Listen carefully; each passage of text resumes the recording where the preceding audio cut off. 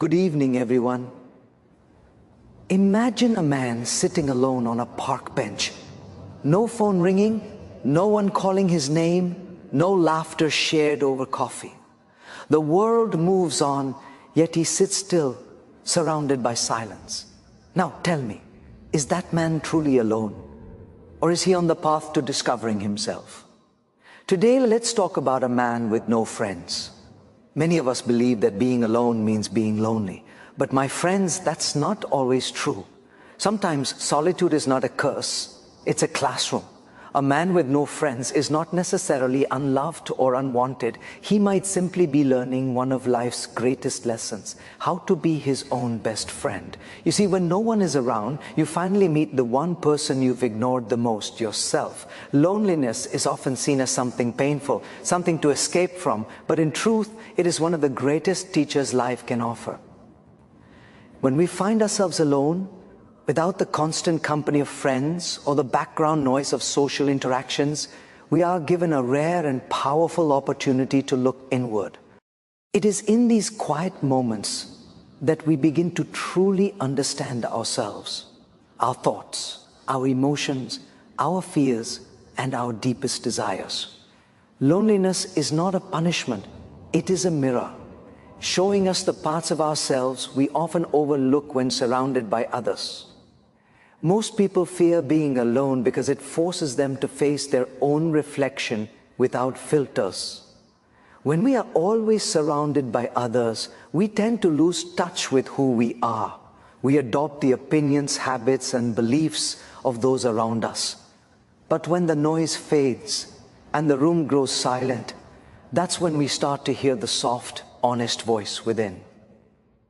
Loneliness teaches us how to listen not to the world, but to our own soul. It teaches patience, self-awareness, and acceptance. It shows us that fulfillment is not dependent on how many people we have around us, but on how deeply we understand ourselves.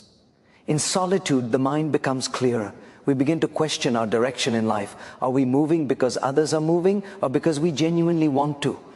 We start to notice how often we have relied on others for validation.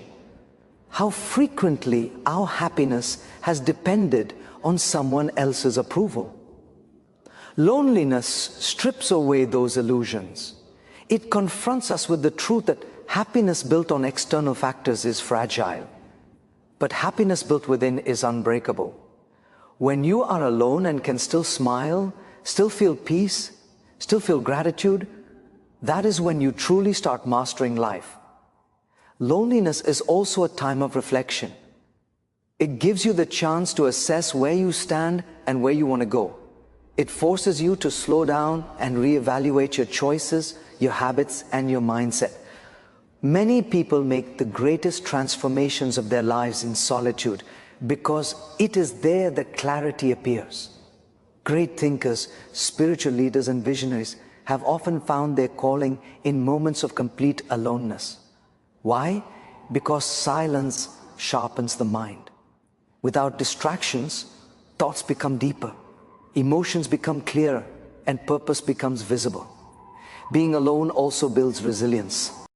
When you learn to depend on yourself emotionally, you no longer crumble when others leave.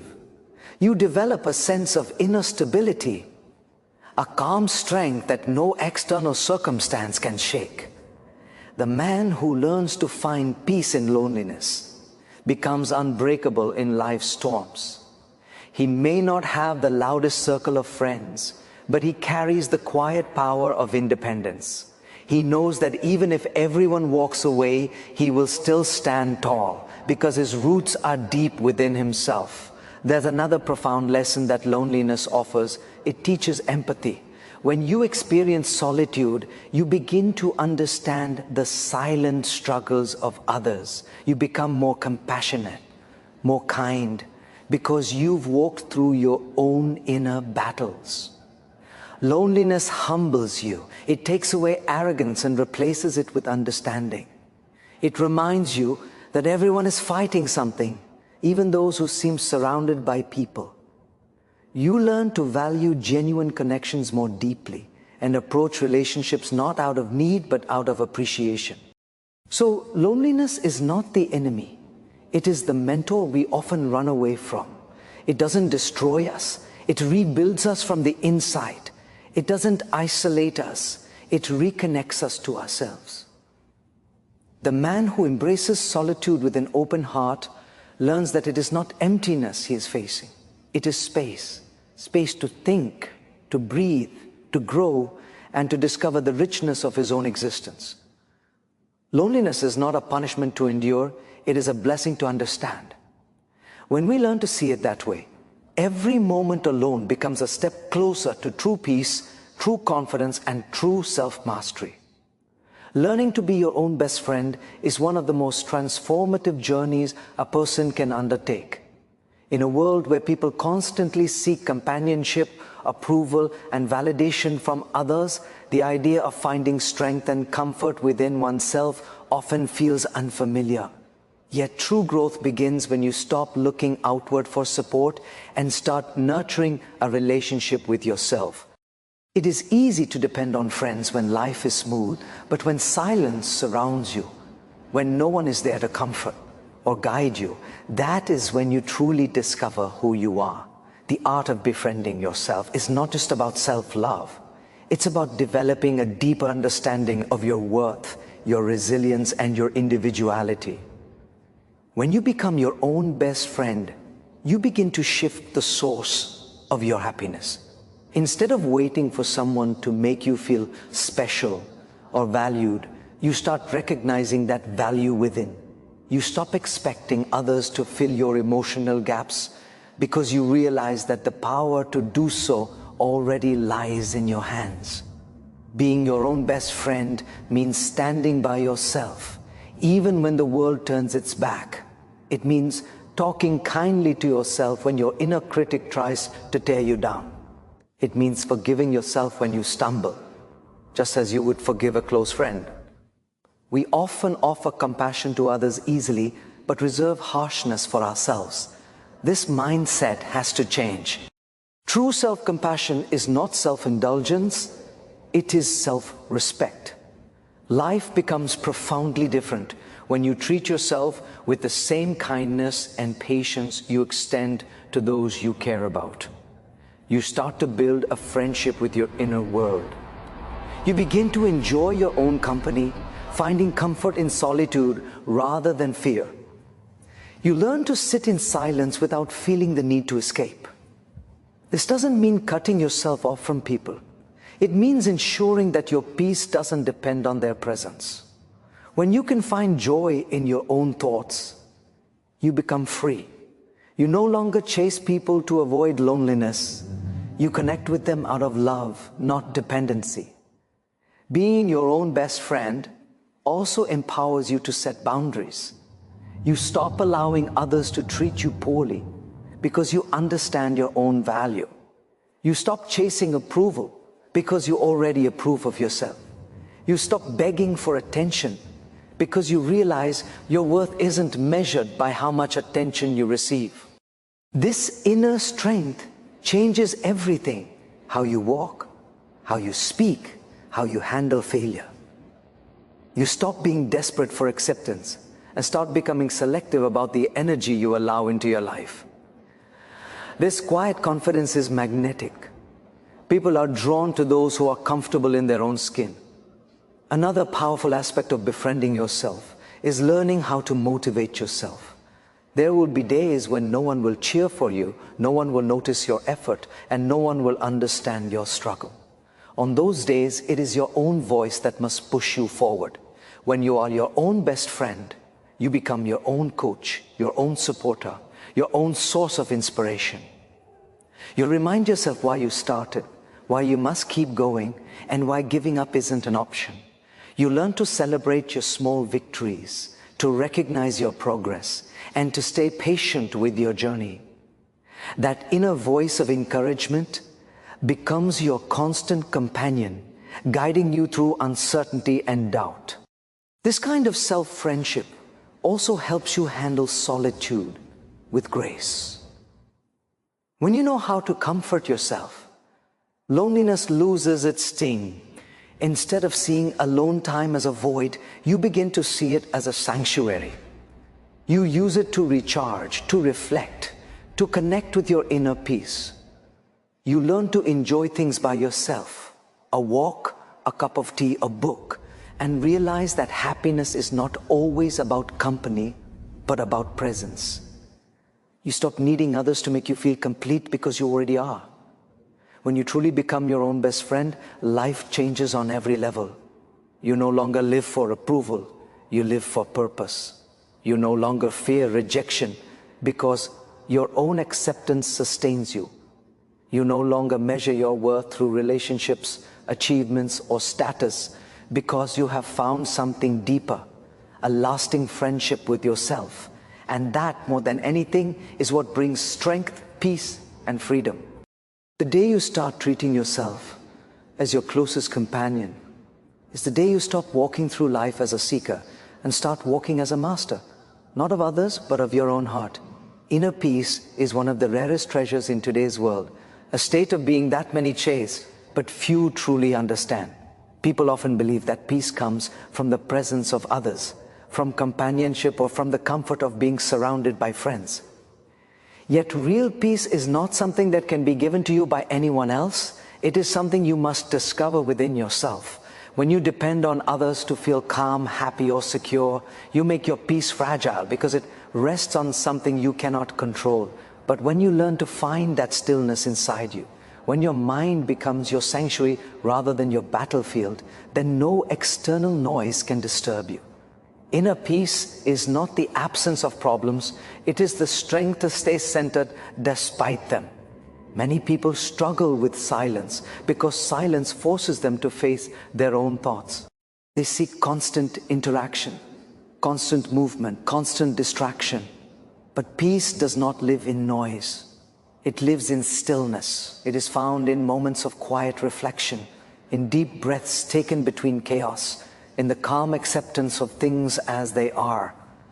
A man who learns to be at ease in solitude learns to master his emotions. He doesn't react to every opinion, every misunderstanding, every challenge. He knows that not every battle deserves his energy, not every voice deserves his response. He has learned that sometimes the most powerful answer is silence, and the most powerful move is calmness. When you depend on others for your sense of happiness, your emotions become unstable. One wrong word, one disappointment, one absence can shake your entire peace. But when your contentment comes from within, it cannot be taken away. You no longer fear losing people because you no longer lose yourself when they leave. You stop chasing validation because you already know your worth. You stop expecting others to complete you because you have learned how to feel whole on your own. That kind of inner stability is powerful. It gives you clarity in decision-making, patience in difficulty, and strength in adversity. Peace from within also transforms how you connect with the world. When you are calm inside, you begin to see life differently. You become more understanding toward others, more forgiving, more grounded. You realize that most of what disturbs you isn't the situation itself, but your reaction to it. And when your reaction changes, your experience changes too. You start to find peace in simple moments, in the sound of the wind, the warmth of sunlight, or the rhythm of your own breath. You begin to appreciate life, not for its perfection, but for its presence. You stop living in constant resistance and start living in quiet acceptance. True peace also means emotional maturity. It means not allowing anger, jealousy, or comparison to control you. It means knowing that you don't have to prove your worth through arguments or achievements. The man who is at peace with himself doesn't need to shout to be heard or compete to feel important. He moves through life with quiet confidence, knowing that his value doesn't depend on what others think of him. He chooses his battles wisely, speaks only when necessary, and carries himself with grace. His presence calms others because he carries peace within him. Finding inner peace is not an overnight process. It is a journey of understanding and surrender. It begins the moment you decide to stop fighting the flow of life. You start to trust that every experience, even the painful ones, is shaping you. You stop asking, why is this happening to me? And start asking, what is this teaching me? That shift in perspective changes everything. You learn to let go of things you cannot control and focus on what you can, your attitude, your effort, and your mindset. When your focus shifts inward, chaos outside begins to lose its power over you. Ultimately, inner peace is the highest form of strength. It is not built in easy times. It is forged through patience, self-awareness, and acceptance. It allows you to walk through storms without losing your balance, to face loneliness without fear, and to handle success without arrogance. The man who finds peace within himself doesn't need to escape the world. He simply learns how to live in it without losing himself. That is the kind of calm that no amount of friendship, wealth, or validation can provide. It is the kind of peace that turns solitude into serenity and makes even the quietest moments feel full. In a world driven by social media, constant comparison, and the endless pursuit of recognition, many people have forgotten the true essence of growth. We live in an age where validation has become a form of currency. A person's worth is often measured by how many followers they have, how much attention they receive, or how many people approve of their choices. Yet, true fulfillment never comes from being seen. It comes from becoming better. Seeking validation may bring temporary satisfaction, but seeking growth brings lifelong transformation. When you start focusing on personal development instead of pleasing others, your energy shifts from impression to progression, from seeking attention to earning respect, from pretending to growing. The hunger for approval often traps people in a cycle of fear and self-doubt. They live cautiously, afraid of being judged or misunderstood. Every decision becomes filtered through the lens of what others might think. This dependence on external validation limits creativity, confidence, and authenticity. Growth, on the other hand, thrives on risk, curiosity, and courage. It demands that you step outside the comfort of applause and into the uncertainty of self-improvement. Growth asks difficult questions. Who am I becoming? What am I learning? What am I giving back? When your focus shifts from being liked to being better, you start to move from superficial success to genuine fulfillment. Those who constantly seek validation exhaust themselves trying to please everyone. But those who seek growth find peace in pleasing their own conscience. They understand that not everyone will understand their journey, and that's perfectly fine. Growth is often lonely because it requires you to make choices that others may not agree with. It requires you to sacrifice comfort, to say no when it's easier to say yes, to keep moving forward when no one is clapping. The applause might stop, but the progress continues.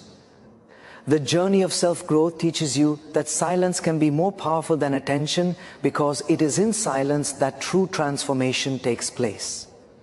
When you stop chasing validation, you start developing authenticity. You begin to live by your own values rather than someone else's expectations. Your choices become more meaningful because they come from your heart, not from the desire to impress. People may not always agree with you, but they will respect your sincerity. Growth gives you integrity, the kind of strength that cannot be bought or borrowed. You no longer bend to fit in because you realize that you were never meant to blend in. You were meant to evolve, to lead, to inspire through example. The validation that once mattered so much starts to lose its grip because you found something far more valuable: purpose. Seeking growth also builds resilience. When you measure success by your improvement instead of others' opinions, failure stops feeling like the end. It becomes part of the process. Every setback turns into a lesson, every mistake into a stepping stone. People who grow don't fear failure, they respect it. They understand that progress is messy, that greatness is not built overnight, and that every experience, good or bad, shapes their evolution. When you stop seeking validation, criticism no longer breaks you, it teaches you. Praise no longer defines you, it motivates you. You begin to see feedback not as judgment, but as guidance. Another powerful shift that happens when you focus on growth is that your relationships improve. You stop needing people to affirm your worth, and instead you start valuing those who challenge you to improve. You surround yourself with individuals who inspire rather than impress. Growth-minded people lift others because they no longer see life as a competition, but as a journey of collective evolution. They understand that helping others rise does not make their light dimmer, it makes the world brighter. Choosing growth over validation is not easy. It requires discipline, patience, and self-awareness. It demands that you face your insecurities instead of hiding them behind approval. But once you embrace this path, you experience a freedom unlike any other. You no longer live as a performer on a stage of opinions, you live as a creator shaping your destiny.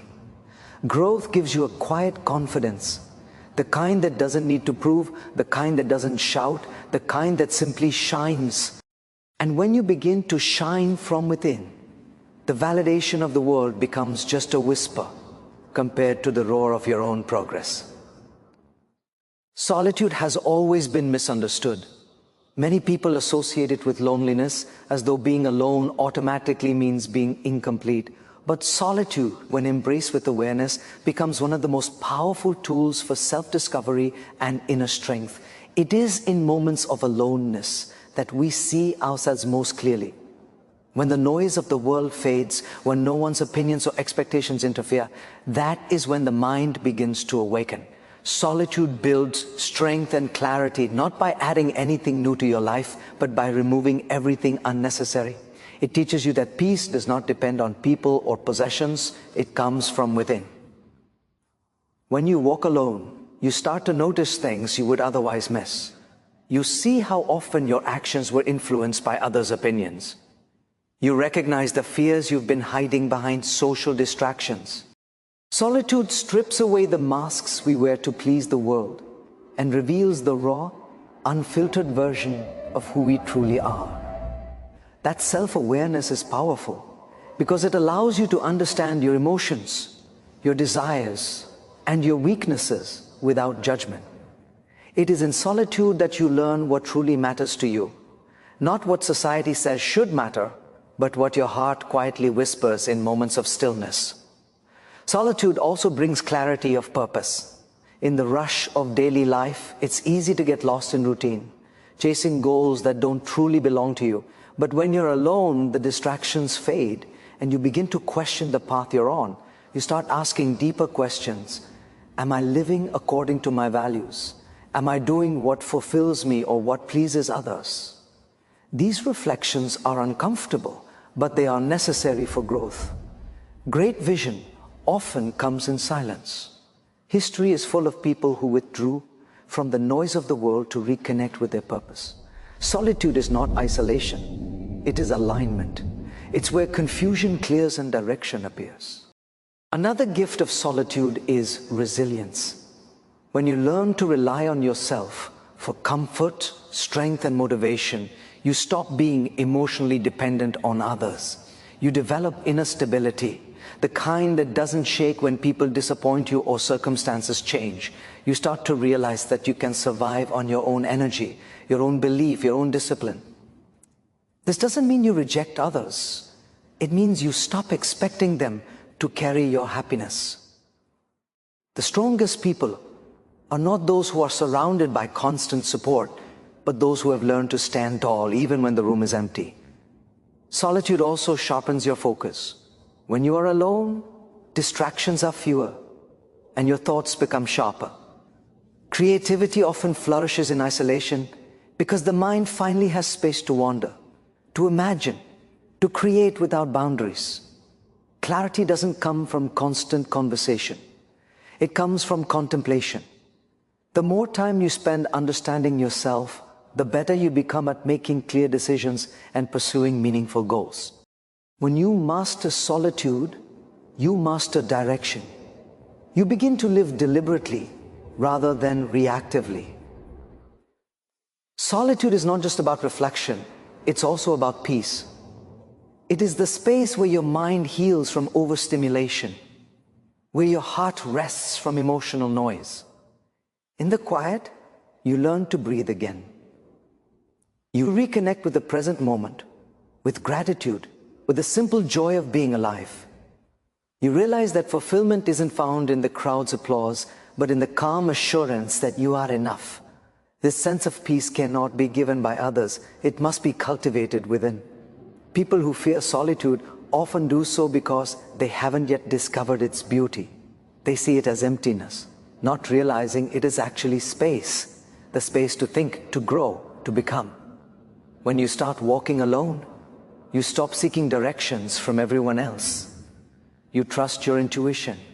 You make mistakes, yes, but you also learn faster and grow deeper.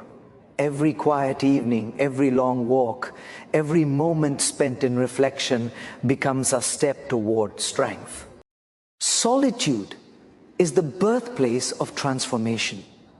It is where confusion turns into understanding, where weakness turns into resilience, and where uncertainty turns into clarity. The person who can embrace solitude does not fear being alone, because they have discovered that they are never truly alone. Their thoughts, their purpose, and their spirit keep them company. In solitude, you don't lose yourself, you find yourself. And once you find yourself, you gain the clarity and strength to face the world with calm, purpose, and unshakable confidence. When a person learns to be content and whole in their own company, something remarkable happens. Their connections with others begin to change. Relationships stop being a means of filling emptiness and start becoming expressions of abundance.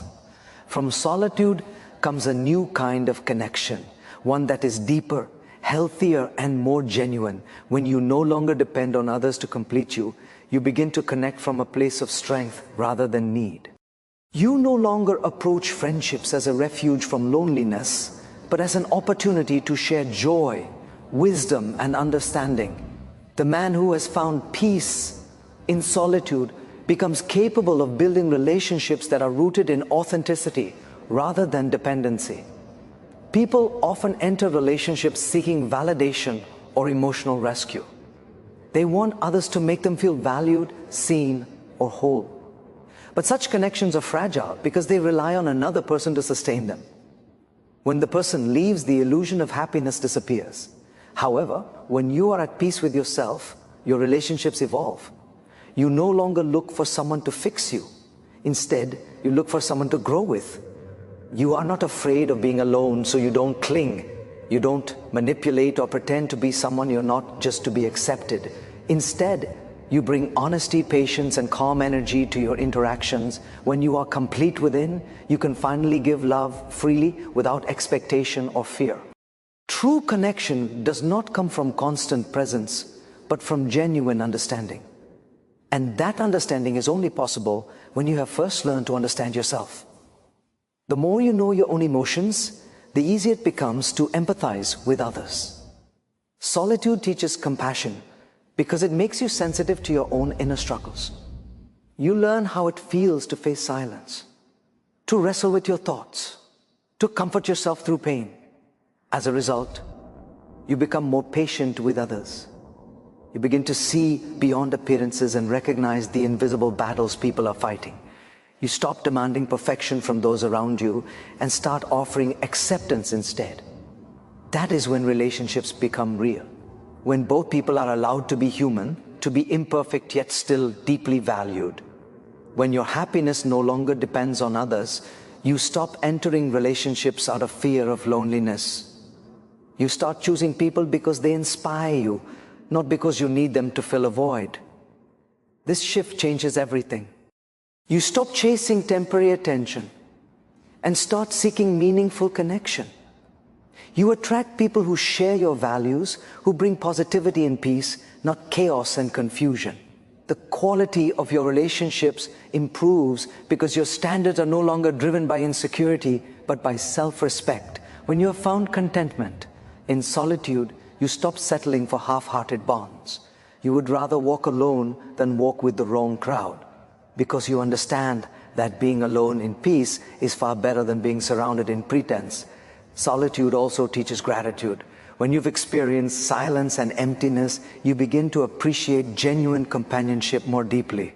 You no longer take people for granted. A single meaningful conversation feels richer than 100 superficial ones.